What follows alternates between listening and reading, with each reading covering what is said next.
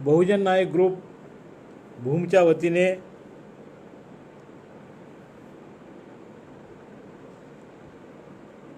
Bhim Buddha digital जयंती महोत्सव हे अभियान राबविण्यात येत आहे। 5वे वर्षे या डिजिटल जयंती महोत्सवाचे असून समाजरत्न रवींद्र लोमटे यांच्या आवाहनानुसार मला या फेसबुकवरील लाईव्ह कार्यक्रमामध्ये व्याख्यान देण्याची ही दुसरी संधी माननीय रवींद्रजी लोमटे यांच्यामुळे मिळालेली आहे। आणि आज बहुजन नायक लोकमान्य आरक्षणाचे जनक राजर्षी छत्रपती शाहू महाराज यांची 146वी जयंती आहे। या निमित्ताने बहुजन नायक ग्रुपच्या सर्व संचालकांना, सभासदांना, सर्व पदाधिकाऱ्यांना आणि सर्व बहुजन समाजाला राजर्षी छत्रपती शाहू महाराज यांच्या जयंतीच्या निमित्ताने मी हार्दिक शुभेच्छा देतो। राजर्षी छत्रपती शाहू महाराज यांचा जन्म 26 जून 1874 रोजी झाला आणि कोल्हापूरच्या गादीवर 17 मार्च 1884 रोजी दत्तक विधान झाले आणि आबासाहेब घाटगे यांचे सुपुत्र यशवंत आबासाहेब घाटगे यांना दत्तक घेण्यात आले आणि तेच पुढे शाहू महाराज म्हणून नावारूपाला आले। शाहू महाराजांनी वयाच्या 10व्या वर्षी कोल्हापूरच्या राजगादीचा स्वीकार केला आणि त्यानंतर 10 वर्षे त्यांनी शिक्षण घेतलं। गुजरातमध्ये राजकोट या ठिकाणी, कर्नाटकमध्ये धारवाड या ठिकाणी अनेक ठिकाणी त्यांनी शिक्षण घेतलं आणि त्यानंतर 2 एप्रिल 1894 पासून त्यांनी राज्यकारभार प्रत्यक्षामध्ये आपल्या हातामध्ये घेऊन कामाला सुरुवात केली। सर्वप्रथम जर त्यांनी काय केलं असेल तर राज्यकारभार हातामध्ये घेतल्यानंतर त्यांनी आपल्या पूर्ण कोल्हापूर संस्थांचा दौरा केला आणि त्या दौऱ्यामध्ये त्यांना कशा पद्धतीनं राज्यकारभार आजवर चालत होता हे सगळं त्यांच्या लक्षामध्ये आलं आणि मग त्यांनी सामाजिक न्यायाच्या भावनेतून वेगळ्या पद्धतीनं आपला राज्यकारभार सुरू केला। तर पुढे त्यांनी कशी सामाजिक न्यायाची धोरणं राबविली आणि त्यांचा आणि विश्वरत्न डॉक्टर बाबासाहेब आंबेडकर यांचा कसा संपर्क आला आणि मग या 2 महामानवांनी काय क्रांतिकारी कार्य केलं या संबंधाने आज मी बोलणार आहे। तत्पूर्वी मी माझा थोडक्यामध्ये परिचय देतो। मी इंजिनियर चंद्रप्रकाश गंगाधरराव देगलूरकर, नांदेड या ठिकाणी मी राहतो। अखिल भारतीय गुरु रविदास समता परिषद, अखिल भारतीय बहुजन समता परिषद आणि नॅशनल भीम आर्मी बहुजन एकता मिशन या संघटनेचा, सामाजिक संघटनेचा मी राष्ट्रीय महासचिव आहे आणि या सर्व सामाजिक संघटनेच्या माध्यमातून मी फक्त सामाजिक कार्य करतो आणि महापुरुषांच्या विचारांचा प्रचार प्रसार करणं हे माझ्या जीवनाचं ध्येय आहे। तर बाबासाहेब आंबेडकर आणि राजर्षी शाहू महाराज यांचा फार घनिष्ठ संबंध आहे. आणि विशेष म्हणजे हे जे वर्ष आहे हे वर्ष माणगाव या ठिकाणी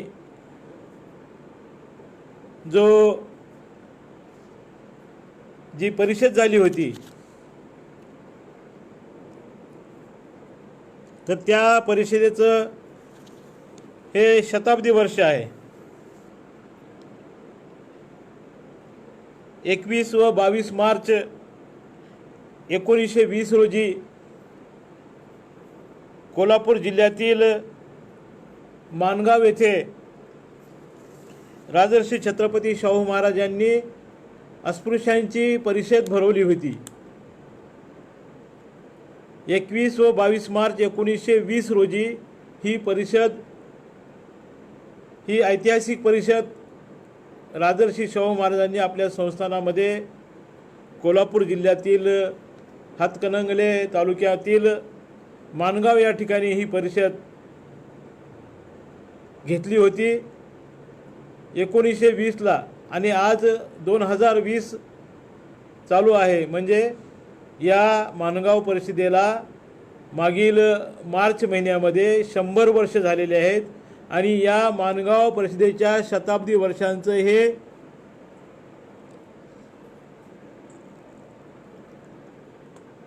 हे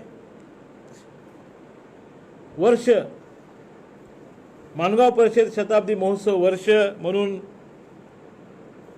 देशभर मोठ्या उत्साहामध्ये साजरा व्हायला पाहिजे.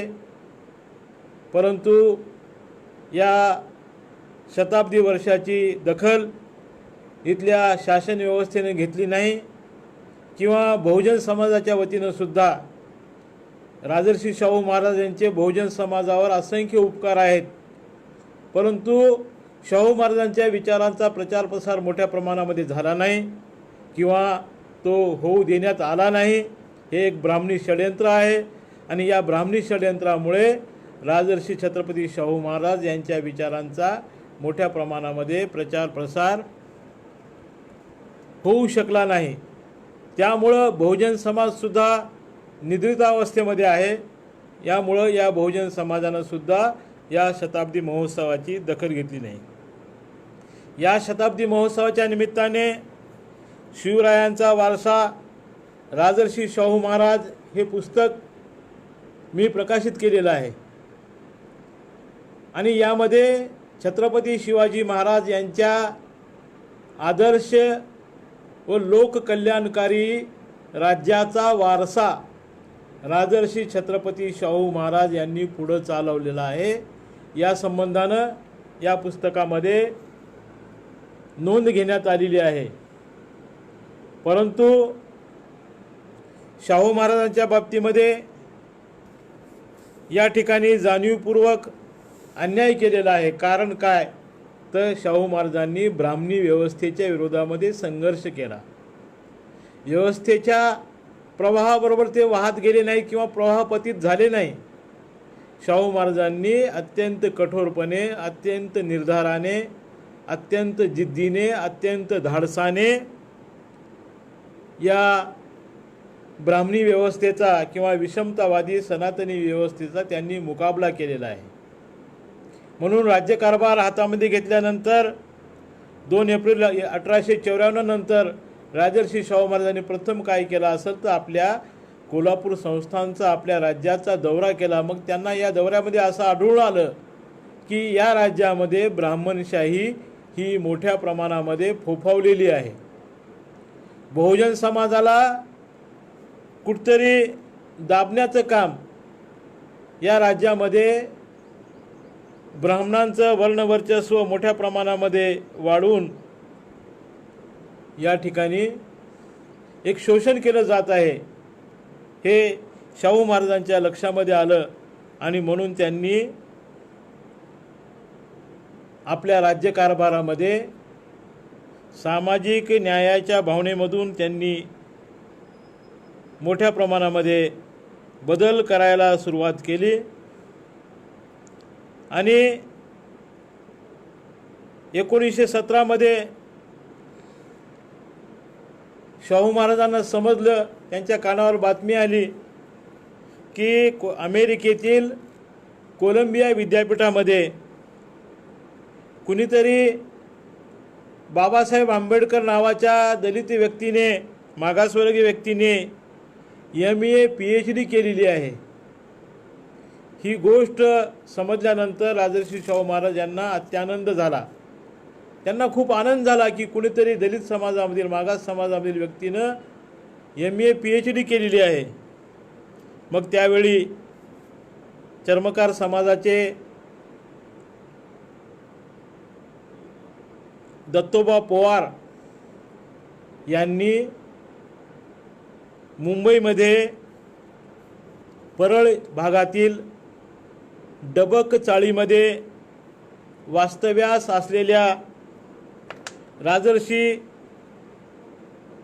असलेल्या डॉक्टर बाबासाहेब आंबेडकर यांना भेटण्यासाठी दत्तोबा पवार यांच्यासोबत राजर्षी छत्रपती शाहू महाराज हे स्वतः आले आणि चाळीमध्ये शोध घेत एका छोट्याशा चाळीमध्ये, एका छोट्याशा घरामध्ये बाबासाहेब आंबेडकर वास्तव्याला होते. आणि शाहू महाराज आणि बाबासाहेब आंबेडकर यांची 1918मध्ये भेट झाली. आणि बाबासाहेबांनाही खूप आनंद झाला की एक राजा असलेला व्यक्ती आपल्या चाळीमध्ये, आपल्या झोपडीपर्यंत या ठिकाणी आपल्याला भेटण्यासाठी धावून येतो. आणि शाहू महाराजांना सुद्धा आनंद झाला की एक विद्वान असलेला दलित समाजाचा व्यक्ती यांचं कौतुक करण्याची संधी आपल्याला मिळालेली आहे. आणि म्हणून या दोन महामानवांची त्या ठिकाणी गळाभेट झाली, चर्चा झाल्या, गप्पा झाल्या.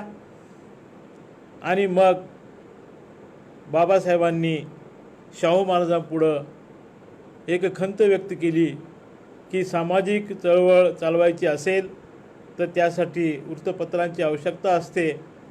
एक वृत्तपत्र हजारो वर्षे मूक असलेल्या समाजाला बोलतं करण्यासाठी म्हणून मूक नायक नावाचं एक वृत्तपत्र चालवण्याची माझी इच्छा आहे. परंतु यासाठी आर्थिक सहकार्य लागते, आर्थिक बळ लागते. ही गोष्ट बोलून दाखवल्यानंतर राजर्षी शाहू महाराजांनी लगेच मूक नायक हे वृत्तपत्र चालवण्यासाठी 2700 रुपयांची मदत बाबासाहेबांना देऊ केली. आणि त्या मदतीच्या आधारे 31 जानेवारी 1920 रोजी मूक नायकचा पहिला अंक बाबासाहेब आंबेडकरांनी प्रकाशित केला. आणि त्यानंतर बाबासाहेब आणि शाहू महाराज यांच्या बऱ्याच वेळा भेटी झालेल्या आहेत. बाबासाहेबांनी शाहू महाराजांना कोल्हापूरला येण्याचं आमंत्रण दिलं आणि बाबासाहेब कोल्हापूरला शाहू महाराजांच्या आमंत्रणानुसार त्या ठिकाणी गेले. आणि सोनतळी, कोल्हापूरजवळ सोनतळी या ठिकाणी शाहू महाराजांनी बाबासाहेबांना भोजनासाठी निमंत्रित केलं होतं. त्या ठिकाणी भोजनाचा कार्यक्रम झाला. आणि नंतर कोल्हापूरला आल्यानंतर शाहू महाराजांनी स्वतःच्या रथामधून, स्वतःच्या घोड्याच्या रथामधून बाबासाहेब आंबेडकर यांची कोल्हापूर शहरामधून भव्य मिरवणूक काढली. आणि स्वतःचा राजमुकुट हा बाबासाहेबांच्या खांद्यावर शाहू महाराजांनी ठेवला. आणि जात असताना शाहू महाराज हे स्वतः, बाबासाहेब कोल्हापूरहून मुंबईला जाण्यासाठी निघाले असताना शाहू महाराज हे स्वतः बाबासाहेबांना सोडण्यासाठी रेल्वे स्टेशनवर आले होते आणि त्यानंतर बाबासाहेब हे लंडनला शिक्षणासाठी निघून गेले आणि मग या शाहू महाराजांचा आणि बाबासाहेबांचा पत्रव्यवहार चालू होता. 26 जानेवारी 22 रोजी बाबासाहेब आंबेडकरांनी लंडनहून राजर्षी छत्रपती शाहू महाराज यांना पत्र लिहिलं आणि घरची परिस्थिती अत्यंत बिकट आहे आणि मी तर इकडे शिक्षणासाठी बाहेर देशामध्ये आहे, तर आपण आर्थिक सहकार्य करावं असं त्या पत्रामध्ये बाबासाहेब आंबेडकरांनी शाहू महाराजांना विनंती केली. फक्त 750 रुपयाची, म्हणजे त्या काळामधील ती मोठी रक्कम होती, तर तेवढी रक्कम शाहू महाराजांनी मनी ऑर्डरच्या माध्यमातून माता रमाई यांना पाठवलेली आहे. म्हणजे राजश्री शाहू महाराजांनी वेळप्रसंगी बाबासाहेब आंबेडकरांना आर्थिक सहकार्यसुद्धा केलेलं आहे. शाहू महाराजांनी अनेक परिषदा घेतल्या, जशी माणगावची परिषद झालेली आहे. त्यानंतर कानपूर या ठिकाणी 19 आणि 19 ते 21 एप्रिल 1919 कुर्मी क्षत्रिय भारतीय परिषद शाहू महाराजांनी घेतली. उत्तर प्रदेशातील कानपूर या ठिकाणी ही परिषद झाली आणि या परिषदेमध्ये राजर्षी ही पदवी शाहू महाराजांना कुणबी समाजानं दिलेली आहे. म्हणजे ही लोकांनी दिलेली पदवी आहे. उत्तर प्रदेशातील कुर्मी, ज्याला महाराष्ट्रामध्ये आपण कुणबी म्हणू शकतो, तर या कुर्मी समाजानं ही पदवी शाहू महाराजांना कानपूर या ठिकाणी दिलेली आहे. यावेळी शाहू महाराजांनी आवाहन केलेलं आहे की आमच्या लोकांनी ब्राह्मणाकडून पूजा करविणे व त्यांच्याकडून धर्मकृत्य चालविणे सोडले पाहिजे. म्हणजे ब्राह्मणांच्या हातून आम्ही कोणतीही पूजा, कोणताही विधी, कोणतंही धार्मिक कृत्य आम्ही त्यांच्या हातून न करता त्यांचे धर्मग्रंथ वाचणे बंद करावे. त्यांच्या ज्या कथा असतात, त्यांचे जे पौराणिक कथा पुराणं असतात, हे सुद्धा आम्ही ऐकणं बंद केलं पाहिजे. ब्राह्मणांची रिलिजियस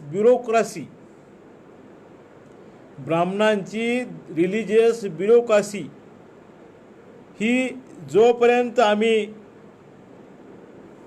बंद करणार नाही, म्हणजे त्यावर जोपर्यंत आम्ही तुटून पडणार नाही, तोपर्यंत या देशाचा उद्धार होणार नाही. अशा प्रकारचे विचार राजर्षी छत्रपती शाहू महाराजांनी त्या ठिकाणी मांडलेले आहेत. 30 मे 1920ला अखिल भारतीय बहिष्कृत परिषद संपन्न झाली. त्यामध्ये राजर्षी छत्रपती शाहू महाराज म्हणतात की अस्पृश्य हा शब्द कोणत्याही माणसाला लावणे हे निंदनीय आहे. म्हणजे एखाद्याला अस्पृश्य संबोधणे हे निंदनीय कृत्य आहे. म्हणजे बाबासाहेब आंबेडकरांना सामाजिक विषमता, सामाजिक भेदभाव राजर्षी छत्रपती शाहू महाराजांना हे मान्य नव्हते. त्यांनी त्यांचा विरोध केलेला आहे. आणि या अस्पृश्य लोकांची परिषद 17 मे 1920 रोजी नागपूर येथे घेतलेली आहे. आणि त्यानंतर 16 फेब्रुवारी 1922 रोजी दिल्ली या ठिकाणी अस्पृश्य लोकांची परिषद झालेली आहे. आणि या दिल्लीच्या परिषदेमध्ये राजर्षी छत्रपती शाहू महाराज यांनी आवाहन केलं की पारंपरिक कामांना कवटाळू नका. जे परंपरेनं आम्हाला जी कामं लादलेली आहेत, ही एक प्रकारची गुलामी आहे व्यवस्थेची. म्हणजे चांभारांनी चप्पल बनवणे, सुतारांनी लाकडाचं काम करणे, लोहाराने लोखंडाचं काम करणे, सोनारांनी सोन्याचं काम करणे, मातंगांनी डफडं वाजवणे किंवा जे व्यवस्थेनं आम्हाला लावून दिलेली कामं आहेत, या पारंपरिक कामातून आम्ही बाहेर पडलं पाहिजे. आणि बाहेर पडून काय केलं पाहिजे, तर आम्ही शिक्षणाचा स्वीकार केला पाहिजे. आम्ही शिक्षण घेतलं पाहिजे, आम्ही विद्वान झालं पाहिजे, आम्ही पदव्या मिळवल्या पाहिजे आणि आम्ही नोकऱ्या केल्या पाहिजे. आमची पारंपरिक गुलामीची हीन आणि तुच्छ अशी जी कामं आहेत, ही कामं आम्ही सोडून दिली पाहिजे आणि आम्ही नोकऱ्या मिळवल्या पाहिजे. अशा प्रकारची अपेक्षा राजर्षी छत्रपती शाहू महाराजांनी व्यक्त केलेली आहे. 27 डिसेंबर 1917ला खामगाव या ठिकाणी अखिल भारतीय मराठा शिक्षण परिषद संपन्न झाली. या परिषदेमध्ये भाषण करत असताना राजर्षी छत्रपती शाहू महाराज यांनी अपेक्षा व्यक्त केली की आम्हाला जातवार प्रतिनिधी निवडण्याचा हक्क असावा. 1917मध्ये शाहू महाराजांनी ही मागणी केली की आम्हाला जातवार प्रतिनिधी निवडण्याचा हक्क असावा आणि पुढे लंडनच्या परिषदेमध्ये बाबासाहेब आंबेडकरांनी याच मागणीचा पुनरुच्चार केलेला आहे की आम्हाला या ठिकाणी आमचे प्रतिनिधी निवडण्याचा आम्हाला अधिकार असला पाहिजे. म्हणजे स्वतंत्र मतदारसंघाचा विषय बाबासाहेब आंबेडकरांनी लंडनच्या गोलमेज परिषदेमध्ये 3 परिषदा झाल्या, त्या तिन्ही परिषदेमध्ये हा विषय मांडून धरला. ते याच्या मागे जी पार्श्वभूमी आहे ती राजर्षी शाहू महाराजांनी 1917ला खामगावच्या परिषदेमध्ये जो विचार मांडला होता, तोच विचार बाबासाहेब आंबेडकरांनी लंडनच्या गोलमेज परिषदेमध्ये मांडला. इंग्रजांना तो पटवून दिला आणि तो मान्य करून घेतला. म्हणजे स्वतंत्र मतदान आम्हाला अधिकार असला पाहिजे, आमचा तो हक्क आहे आणि तो बाबासाहेबांनी मंजूर करून घेतला. त्याच्यानंतर मग 24 सप्टेंबर 1932ला मोहन करमचंद गांधी यांनी पुण्याच्या येरवडा तुरुंगामध्ये या स्वतंत्र मतदानाच्या दलितांच्या हक्काच्या विरोधामध्ये उपोषण केलं आणि मग त्या ठिकाणी गांधीचे प्राण वाचवण्यासाठी म्हणून नाईलाजाने बाबासाहेब आंबेडकरांनी पुणे करार केला. आणि आज त्या माध्यमातून बाबासाहेबांना जे लोकप्रतिनिधी हवे होते, आमच्या समाजाचे जे प्रतिनिधी निवडून यावेत अशी जी अपेक्षा होती गोलमेज परिषदेमध्ये, त्या पद्धतीने त्यांनी ती बोलून दाखवली होती. पण तू गांधीच्या उपोषणामुळं त्या ठिकाणी समझोता करावा लागला, ॲडजस्टमेंट करावी लागली, कॉम्प्रोमाइज करावं लागलं.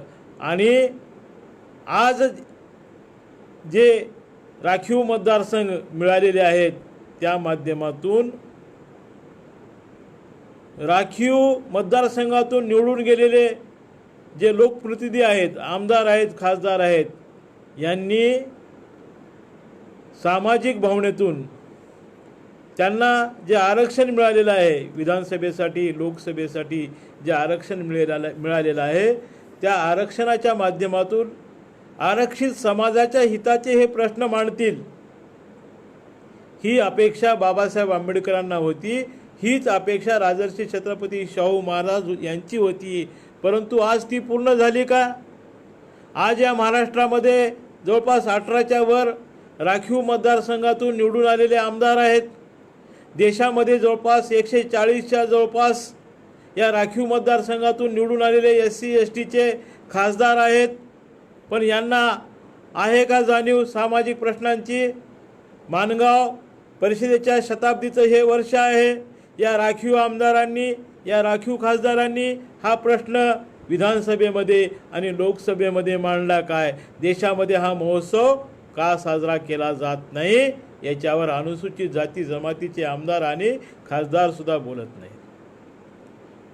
अण्णाभाऊ साठे यांच्या जयंतीचं हे शताब्दी वर्ष आहे, पण या बाबतीमध्ये सुद्धा इथलं शासन प्रशासन उदासीन आहे. मग अनुसूचित जाती आणि जमातीचे आमदार खासदार यांची काय जबाबदारी आहे? यांनी या संबंधाने शासनाला प्रश्न विचारायला पाहिजे, का जयंती महोत्सव साजरा केला जात नाही? शताब्दी वर्ष आज संपत आलेलं आहे. पुढच्या 1-2 महिन्यामध्ये हे शताब्दी वर्ष अण्णाभाऊ साठे यांचं संपून जाईल. मार्चमध्ये राजर्षी शाहू महाराज यांच्या माणगाव परिषदेच्या शताब्दी महोत्सवाचा सुरुवात झालेली आहे।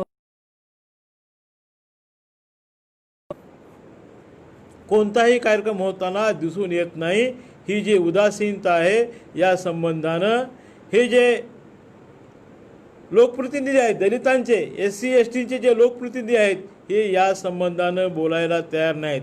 म्हणजे आरक्षणाच्या जीवावर जे आमदार झाले, आरक्षणाच्या जीवावर जे खासदार झाले तेच लोक आज बोलायला तयार नाहीत। ही फार मोठी दुःखाची बाब आहे, ही फार मोठी शरमेची बाब आहे। आरक्षणाचं शताब्दी वर्ष 26 जुलै 1902ला राजर्षी छत्रपती शाहू महाराज यांनी कोल्हापूर संस्थानामध्ये सामाजिक न्यायाच्या भावनेतून आपल्या शासन प्रशासनामध्ये 50% आरक्षणाची घोषणा केली। घोषणाच नव्हे तर अंमलबजावणी केली आणि त्या प्रमाणात 50% आरक्षण हे नंतर बाबासाहेब आंबेडकर यांनी संविधान लिहिलं आणि त्या संविधानामध्ये या आरक्षणाची तरतूद करून ठेवलेली आहे। त्या 26 जुलै 1902ला राजर्षी छत्रपती शाहू महाराज यांनी कोल्हापूर संस्थानामध्ये 50% आरक्षण लागू केलं। त्याचं शताब्दी वर्ष 26 जुलै 2002 रोजी आम्ही मोठ्या प्रमाणामध्ये साजरं करायला पाहिजे होतं, परंतु त्याचा सुद्धा आम्हाला विसर पडला। कुणीही या महाराष्ट्रामध्ये शाहू महाराज जन्मले, परंतु या महाराष्ट्रामध्ये आरक्षण घेऊन जे लोक मोठे झाले त्या लोकांना सुद्धा या आरक्षणाच्या शताब्दी महोत्सवाचा विसर पडला। आठवण कोणी ठेवली? उत्तर प्रदेशातील मायावती यांनी आठवण ठेवली। आठवण कोणी ठेवली? पंजाबमध्ये जन्मलेल्या कांशीराम नावाच्या महामानवाने आठवण ठेवून त्यांनी आरक्षणाचा शताब्दी महोत्सव 26 जुलै 2002 रोजी कोल्हापूर शहरामध्ये भव्य प्रमाणामध्ये साजरा करण्यात आला। उत्तर प्रदेशमधून आलेले मायावती आणि कांशीराम महाराष्ट्रामध्ये येऊन राजर्षी शाहू महाराजांनी जे आरक्षण दिलं याची जाणीव ठेवून त्या आरक्षणाचा शताब्दी महोत्सव साजरा करतात आणि त्या दिवशी संपूर्ण राज्यामध्ये काहीतरी तांत्रिक अडचण असल्यामुळं का म्हणा पूर्ण राज्यामध्ये ग्रिड फेल झाला होता आणि अंधार होता। त्या ठिकाणी कोल्हापूरमध्ये जनरेटर लावून रात्रीच्या जनरेटरच्या भक्क प्रकाशामध्ये आरक्षणाचा शताब्दी महोत्सव कांशीराम आणि मायावती आणि त्यांच्या सामाजिक व राजकीय संघटनेच्या वतीनं मोठ्या प्रमाणामध्ये साजरा करण्यात आलेला आहे। ही गोष्ट आम्ही लक्षामध्ये घेतली पाहिजे। शाहू महाराजांनी अनेक वसतिगृह उभारली, अनेक शाळा काढल्या, अनेक कॉलेजेस काढले आणि कांशीराम यांनी कोल्हापूरच्या बिंदू चौकामध्ये असलेल्या मिस क्लार्क हॉस्टेलला भेट दिली। शाहू महाराजांचे वसतिगृह कशा अवस्थेमध्ये आहे हे पाहण्यासाठी जेव्हा कांशीराम आणि मायावती त्या बिंदू चौकातील मिस क्लार्क या हॉस्टेलला भेट देण्यासाठी गेले असता त्या ठिकाणी म्हणजे बरीच पडझड दिसून आली, अनेक दुरवस्था दिसून आली त्या हॉस्टेलची आणि मग कांशीराम साहेबांनी बहीण मायावती यांना आदेश दिला की हे ताबडतोब दूर झालं पाहिजे आणि मग त्वरित एका दिवसाच्या आत म्हणजे 25 जुलैला त्यांनी त्या ठिकाणी भेट दिली आणि 26 जुलैच्या समारोहामध्ये उत्तर प्रदेशचा सेक्रेटरी, सरकारचा सेक्रेटरी, कारण बहीण मायावती त्यावेळी मुख्यमंत्री होत्या, 10 लाख रुपयाचा चेक घेऊन त्या ठिकाणी आला आणि तो चेक मान्यवर कांशीराम साहेब बहीण मायावती यांनी मिस क्लार्कचे जे व्यवस्थापक आहेत हॉस्टेलचे सुधाकर विनकरे हे सुद्धा चर्मकार समाजाचे व्यक्ती आहेत त्यांच्या हातामध्ये तो सुपूर्द केला आणि त्यानंतर मग त्या ठिकाणी सुधारणा घडून आलेल्या आहेत। म्हणजे उत्तर भारतातील व्यक्ती येऊन या ठिकाणच्या शाहू महाराजांच्या स्मारकांची, शाहू महाराजांनी जी वसतिगृह उभा केली त्यांची दुरुस्ती करतात आणि महाराष्ट्रातले लोक मात्र याकडे ढुंकूनही पाहत नाहीत। ही शर्मेची बाब आहे। बहीण मायावती उत्तर प्रदेशामध्ये मुख्यमंत्री असताना त्यांनी जिल्ह्याचं नाव बदलून टाकलं आणि राजर्षी छत्रपती शाहू महाराज यांच्या नावानं जिल्हा केला. राजर्षी शाहू महाराज ज्या कानपूर शहरामध्ये गेले होते, ज्या कानपूर शहरामध्ये ऐतिहासिक अशी कुर्मी समाजाची परिषद झाली होती, तर त्या कानपूर शहरातल्या विद्यापीठाला बहीण मायावती यांनी राजर्षी शाहू महाराज यांचं नाव दिलेलं आहे. राजर्षी शाहू महाराज विद्यापीठ त्या ठिकाणी निर्माण झालेलं आहे. महाराष्ट्रामध्ये आम्ही विद्यापीठाच्या नामांतराचा संघर्ष पाहिलेला आहे. एक नाव विद्यापीठाला देण्यासाठी 16 वर्ष या महाराष्ट्रामध्ये रक्तरंजित संघर्ष करावा लागला. दलितांना बलिदान द्यावं लागलं. पोचीराम कांबळे, चंदर कांबळे, या ठिकाणी गौतम वाघमारे, हे असंख्य लोक या ठिकाणी बळी द्यावं लागलं. रक्तरंजित संघर्ष करावा लागला. आया बहिणींच्या अब्रूवर हात घालण्यात आले, झोपड्यांची राख रांगोळी करण्यात आली, घरादारांची राख रांगोळी करण्यात आली. पण उत्तर प्रदेशामध्ये रक्ताचा एकही थेंब न सांडता बहीण मायावती यांनी आपल्या हातामध्ये सत्ता आल्यानंतर रातोरात जिल्ह्याचं नाव बदलून टाकलं. राजर्षी शाहू महाराज जिल्हा. रातोरात विद्यापीठाचं नाव बदलून टाकलं. राजर्षी शाहू महाराज विद्यापीठ, राजर्षी शाहू महाराज हॉस्टेल, छात्रावास. उत्तर प्रदेशामध्ये लखनौमध्ये राजर्षी शाहू महाराज यांच्या नावानं छात्रावास तयार केलं. लखनौमध्ये राजर्षी छत्रपती शाहू महाराज यांच्या नावानं भागीदारी भवन बनवलेलं आहे. लखनौमध्ये आजही आहे. आम्ही त्या ठिकाणी गेलो होतो. आजही त्या ठिकाणी भागीदारी भवन आहे. त्या भागीदारी भवनाच्या माध्यमातून मेडिकल, IAS, IPS यांना फ्रीमध्ये कोचिंग केली जाते, फ्रीमध्ये कोचिंग दिली जाते, फ्रीमध्ये प्रशिक्षण दिलं जातं. म्हणजे राजर्षी शाहू महाराजांची त्यांच्या कार्याची दखल उत्तर प्रदेशामध्ये घेतली जाते. म्हणून कोल्हापूर कोल्हापूरमधील काही मराठा समाज बांधवांनी जो शाहू ट्रस्ट चालवलेला आहे, या शाहू ट्रस्टचा शाहू पुरस्कार हा बहीण मायावती यांना जाहीर झालेला आहे, देण्यात आलेला आहे. म्हणजे या ठिकाणी उत्तर भारतामध्ये शाहू महाराजांचं काम त्या ठिकाणी दखल घेतली जाते. पण या ठिकाणी आम्ही महाराष्ट्रातल्या माणसांनी मात्र शाहू महाराजांकडं आपण पूर्णतः दुर्लक्ष केलेलं आहे. शाहू महाराजांनी प्राथमिक शिक्षण मोफत केलं. आपल्या राज्यामध्ये शाहू महाराजांनी प्राथमिक शिक्षण मोफत केलं आणि अस्पृश्य समाजासाठी ज्या वेगळ्या शाळा होत्या, त्या शाळा वेगवेगळ्या न ठेवता सर्व शाळा एकच असली पाहिजे. सर्व जातीची मुलं शाळेमध्ये असली पाहिजे. शाळेमध्ये अस्पृश्य वेगळा, अस्पृश्य वेगळा अशा प्रकारचा भेदभाव नको, त्यांच्या वेगळ्या शाळा नको, म्हणून वेगळ्या शाळा त्यांनी बंद केलेल्या आहेत. सत्यशोधक समाजाच्या शाळा राजर्षी शाहू महाराजांनी सुरू केलेल्या आहेत. सत्यशोधक समाजाचे जे कार्यक्रम आहेत, जो विधी आहेत, ते विधी त्या ठिकाणी सादर करण्यासाठी म्हणून ब्राह्मणांच्या हातून कोणताही विधी करायचा नाही. ब्राह्मणी धर्मापासून सावध राहिलं पाहिजे, ब्राह्मणांच्या कर्मकांडापासून सावध राहिलं पाहिजे आणि आम्ही आमचे पुरोहित तयार केले पाहिजे. अशा महात्मा ज्योतिराव फुले यांच्या विचारावर आधारित सत्यशोधक शाळा या ठिकाणी शाहू महाराजांनी सुरू केलं. राजाराम कॉलेज सुरू केलं. कॉलेजच्या विद्यार्थ्यांना राहण्यासाठी वसतिगृहांची सोय केली.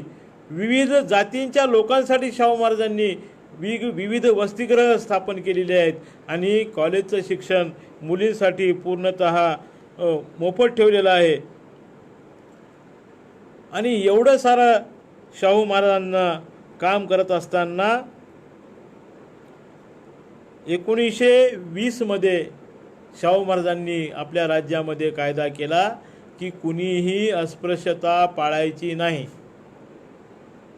कुणीही आपल्या राज्यामध्ये जातीवरून भेदभाव करायचा नाही. आणि यामुळं ब्राह्मणी वर्गामध्ये फार मोठी खळबळ माजली. राजर्षी शाहू महाराज बाबासाहेबांना भेटायला जातात, बाबासाहेबांचा सत्कार करतात, आपला फेटा बाबासाहेबांच्या डोक्यावर ठेवतात, आपला मुकुट बाबासाहेबांच्या डोक्यावर ठेवतात, बाबासाहेबांची रथामधून मिरवणूक काढतात. हे टिळकांसारख्या लोकांनासुद्धा सहन झालं नाही, ज्यांना तुम्ही लोकमान्य म्हणता. कसले हे लोकमान्य? हे तर भटमान्य आहेत. यांना शाहू महाराजांनी बाबासाहेबांचा केलेला सन्मान सहन झाला नाही. हे किती जातीवादी आहेत. आणि त्यांनी शाहू महाराजांना उपमा दिली, शाहू महाराज हे धिडोंके राजे आहेत. शाहू महाराज हे दलितांचा सन्मान करतात, म्हणून शाहू महाराज हे सर्वांचे राजे नाहीत, तर शाहू महाराज हे धिडोंका राजा आहे. अशा प्रकारचा त्या ठिकाणी उपमर्द केला जातो. परंतु शाहू महाराजांनी याची कशाचीही पर्वा केली नाही. शाहू महाराजांनी आदेश दिला की आमच्या राज्यामध्ये कोल्हापूर संस्थानामध्ये कुणीही जातीभेद पाळायचा नाही. आणि मग एक प्रसंग असा आला की दलितांनी विहीर बाटवली म्हणून फार मोठ्या प्रमाणामध्ये कोलेकुई ब्राह्मणांनी केली. तर शाहू महाराज आपल्या दरबारामध्ये बसले असताना त्यांच्या कानावर हा विषय आला. तर तेव्हा शाहू महाराज आपल्या सैनिकाला आदेश देतात की जा रे, ज्या विहिरीला दलितांनी स्पर्श केला त्या विहिरीचं पाणी घेऊन ये, मी ते पाणी पिणार आहे.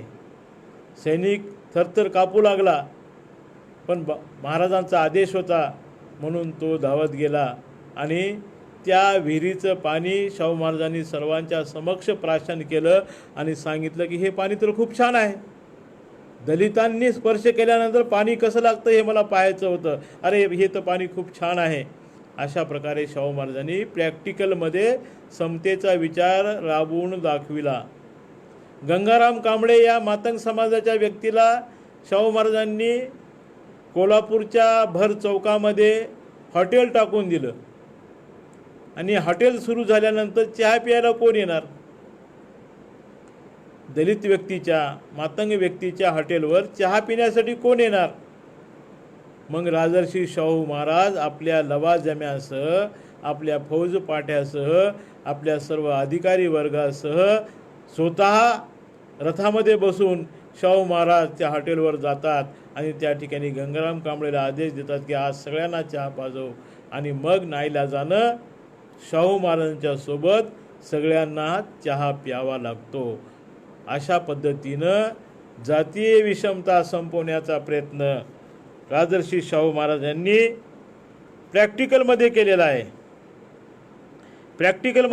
आहे. आणि शाहू महाराजांचा बाबासाहेब आंबेडकर यांना भक्कम असा आधार होता आणि त्यांच्या त्या आधारामुळेच शाहू महाराजांनी, बाबासाहेबांनी सामाजिक समतेचं काम मोठ्या धाडसानं आणि हिमतीनं केलेलं आहे. आणि माणगावच्या परिषदेमध्ये शाहू महाराज म्हणतात की आता दलित समाजाला तुमचा नेता भेटलेला आहे, आता तुम्हाला तुमचा नेता मिळालेला आहे आणि आम्ही आमचा योग्य पुढारी शोधला पाहिजे. आणि आंबेडकरांना, बाबासाहेब आंबेडकरांना पंडित ही उपाधी दिली पाहिजे. माणगावच्या परिषदेमध्ये राजर्षी शाहू महाराज म्हणतात की आम्ही आमचा योग्य प्रतिनिधी शोधला पाहिजे आणि बाबासाहेब आंबेडकरांना आता पंडित ही उपाधी दिली पाहिजे, कारण विद्वानामध्ये ते एक भूषण आहेत. डॉक्टर बाबासाहेब आंबेडकर हे तुमचा उद्धार केल्याशिवाय राहणार नाहीत.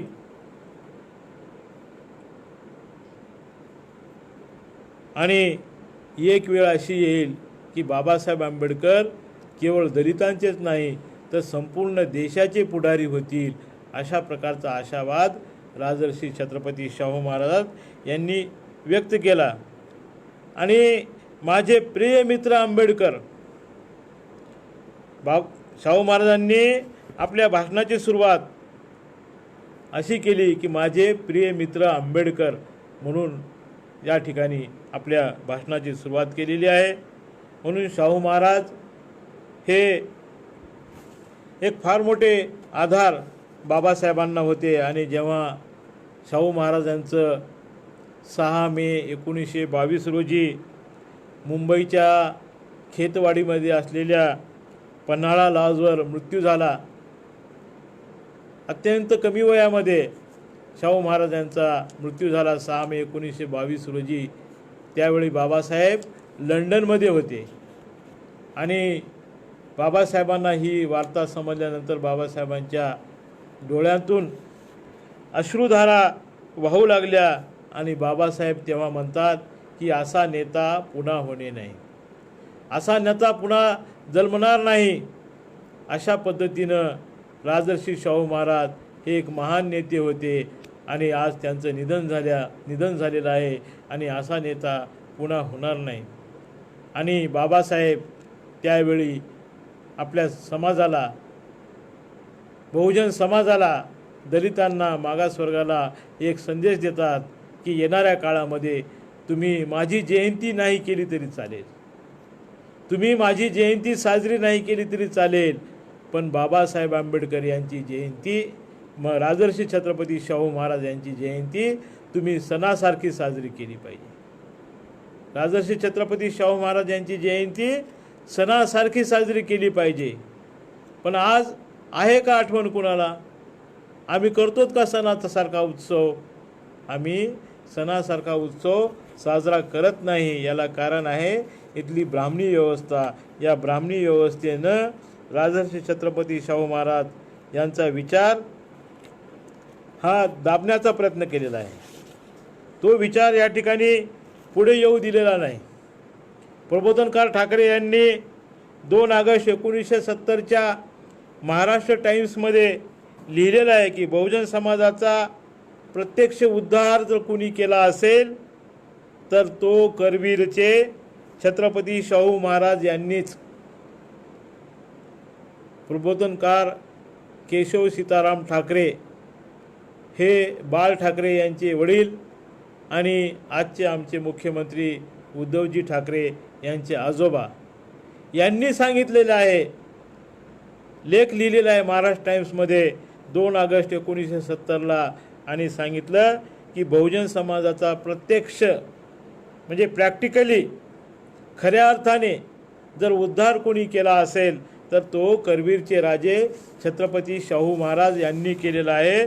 लोक टिळकांनी नाही, स्पष्टपणे प्रबोधनकार लिहितात, टिळकांनी नाही तर शाहू महाराजांनी बहुजन समाजाचा उद्धार केलेला आहे.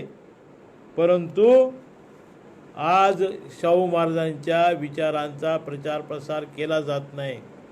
शाहू महाराजांनी वेदोक्त प्रकरणामध्ये ब्राह्मणांच्या विरोधामध्ये कोर्टापर्यंत लढाई लढलेली आहे आणि त्यामध्ये शाहू महाराज विजयी झालेले आहेत. संघर्ष या ब्राह्मणी व्यवस्थेच्या विरोधामध्ये शाहू महाराजांनी प्रखरपणे केलेला आहे. ब्राह्मणी धर्मापासून सावध राहा, त्यांच्या कर्मकांडापासून सावध राहा, त्यांच्या भूलतापापासून सावध राहा, त्यांच्या पोथ्यांपासून दूर राहा, त्यांच्या ग्रंथापासून दूर राहा, अशा प्रकारचा संदेश राजर्षी शाहू महाराजांनी दिलेला आहे. आपल्या संस्थानामध्ये त्यांनी मागास समाजांना त्यांच्या संख्येच्या प्रमाणामध्ये जेव्हा आरक्षण द्यायला सुरुवात केली तर तेव्हा ब्राह्मणांची कोलेकोई मोठ्या प्रमाणामध्ये सुरू झाली. परंतु यांची पर्वा न करता शाहू महाराजांनी सर्व जाती धर्माच्या लोकांना आपल्या संस्थानामध्ये नोकऱ्या दिलेल्या आहेत. आपल्या संस्थानामध्ये त्यांनी त्या ठिकाणी त्यांना संधी दिलेली आहे. शाहू महाराज शिकारीवर गेले असताना त्यांना काही पारधी समाजाची माणसं ही जंगलामधील प्राण्यांची मोठ्या प्रमाणामध्ये कत्तल करत होते आणि मोठ्या प्रमाणामध्ये नासधूस करत होते. हे शाहू महाराजांच्या लक्षामध्ये आल्यानंतर सर्व पारध्यांना पकडून शाहू महाराजांनी कोल्हापूरला आणलं आणि त्यांच्यामध्ये बदल घडवण्यासाठी त्यांना नोकऱ्या दिल्या. काही जणांना दरबारामध्ये नोकऱ्या दिल्या, काही जणांना आपले अंगरक्षक म्हणून नेमले, काही जणांना शाळेमध्ये नोकऱ्या दिल्या, काही जणांना इतर ठिकाणी नोकऱ्या दिल्या. त्यांना राहण्यासाठी घरं दिली आणि त्यांना चोऱ्या, लूटमाऱ्या, शिकार यापासून तुम्ही दूर राहून तुम्ही तुमच्या जीवनाचा उद्धार करून घ्या, अशा प्रकारची शाहू महाराजांनी त्या काळामध्ये त्यांना अभय दिलेला आहे. सर्व प्रकारच्या कलावंतांना, कुस्तीगिरांना, पहिलवानांना, तमासगिरांना राजर्षी शाहू महाराज हे कलेचे भोक्ते होते. त्यांनी आपल्या त्यांनी सर्वांना त्या ठिकाणी संधी दिलेली आहे. सर्वांना त्या ठिकाणी,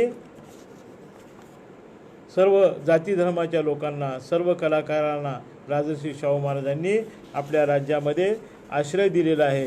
म्हणून राजर्षी शाहू महाराज हे मोठ्या मनाचे राजे होते. परंतु या महाराष्ट्रामध्ये शिवाजी महाराज आम्हाला सांगण्यात येतो, पण तो सुद्धा ब्राह्मणी पद्धतीनं.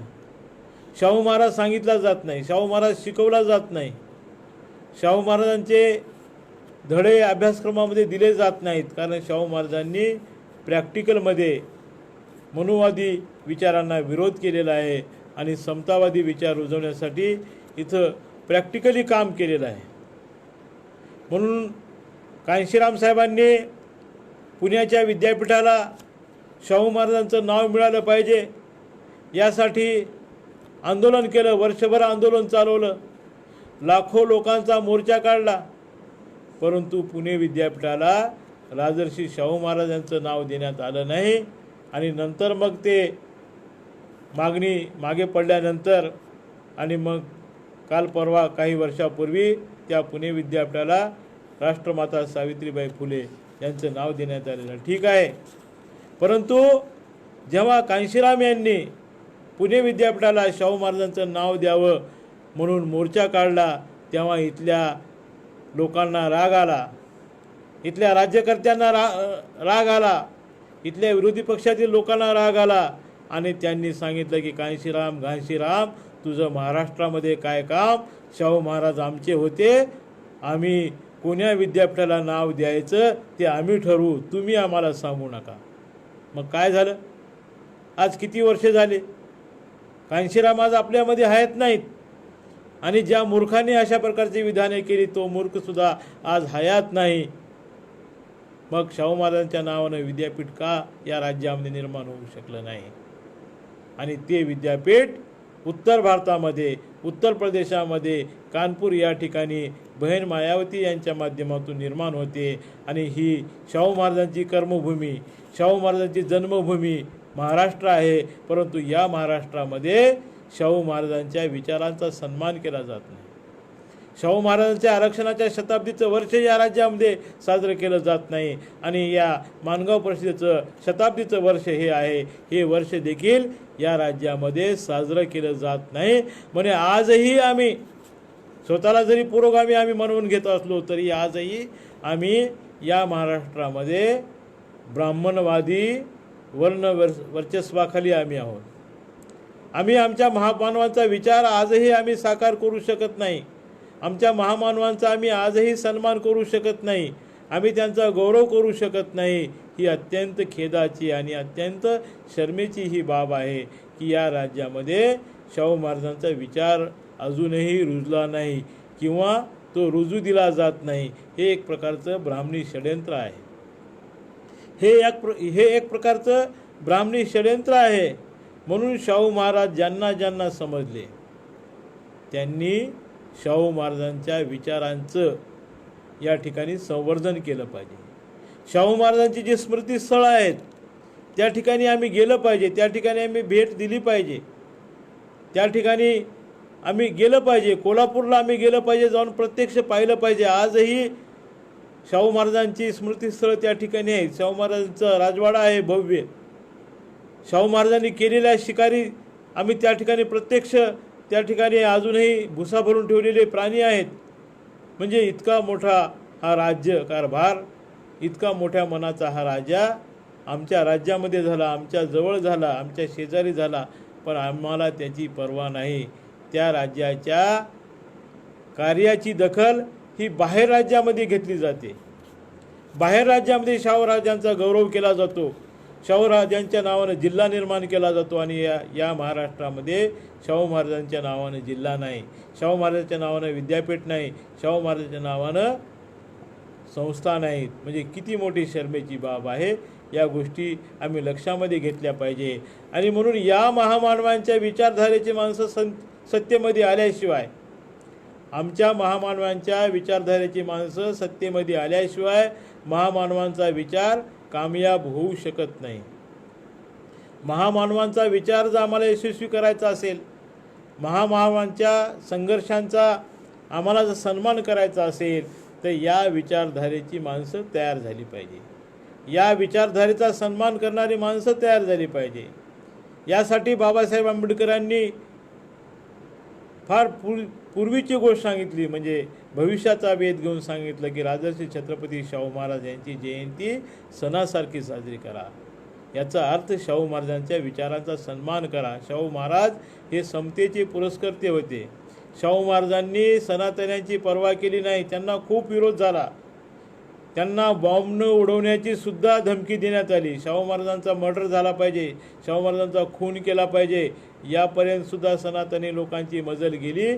परंतु शाहू महाराजांनी त्यांचीसुद्धा पर्वा केली नाही आणि शाहू महाराजांनी अत्यंत निर्धारानं, अत्यंत खंबीरपणानं या ठिकाणी आपली राज्यकारभार चालवला. आपल्या राज्यकारभारामध्ये त्यांनी 1818 म्हणजे बलुतेदारी बंद केली, वेठबिगारी प्रथा बंद केली. जो कोणी वेठबिगार म्हणून कुणाला जर ठेवल्याचं आढळलं तर त्या काळामध्ये 100 रुपयाचा दंड आकारला जात होता. तर त्या काळामध्ये शाहू महाराजांनी लोकहिताचे असे निर्णय राबवलेले आहेत.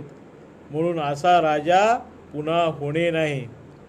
शाहू महाराजांसारखा राजा या ठिकाणी होणार नाही. आम्ही असंख्य राजे पाहिले, ऐश करणारे राज्य, आनंद, अगदी आपल्या सत्ता संपत्तीचा उन्मेष, आनंदोत्सव करणारे किंवा ऐशो आराम करणारे राजे महाराजे आम्ही पाहिले.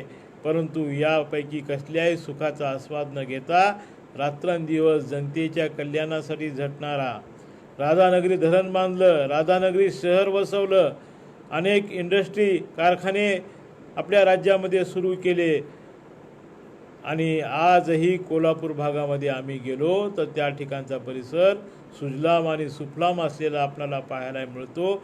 याचे सारेच्या सारे श्रेय हे राजर्षी छत्रपती शाहू महाराज यांना जाते.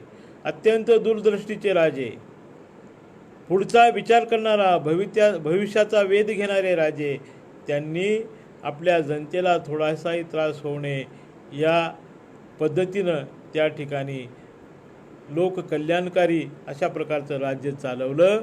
अशा प्रकारचं राज्य आज अस्तित्वात असलं पाहिजे. अशा प्रकारची राज्यव्यवस्था आज अस्तित्वात असायला पाहिजे. ती राज्यव्यवस्था साकार करणं ही अनुयायींची जबाबदारी आहे. मग तशा प्रकारचे खंबीर अनुयायी तयार झाले पाहिजेत. या प्रबोधनाच्या माध्यमातून मला एवढंच सांगायचं आहे की राजर्षी शाहू महाराज यांना आम्ही अभ्यासलं पाहिजे, यांचं चरित्र आम्ही वाचलं पाहिजे, यांच्या चरित्राचा आम्ही अभ्यास केला पाहिजे, यांच्या चरित्रावर आम्ही प्रबोधन केलं पाहिजे. आणि राजर्षी छत्रपती शाहू महाराज यांच्या विचारांचे कट्टर समर्थक, यांच्या विचारांचे कट्टर अनुयायी तयार झाल्याशिवाय आम्हाला त्यांच्या स्वप्नामध्ये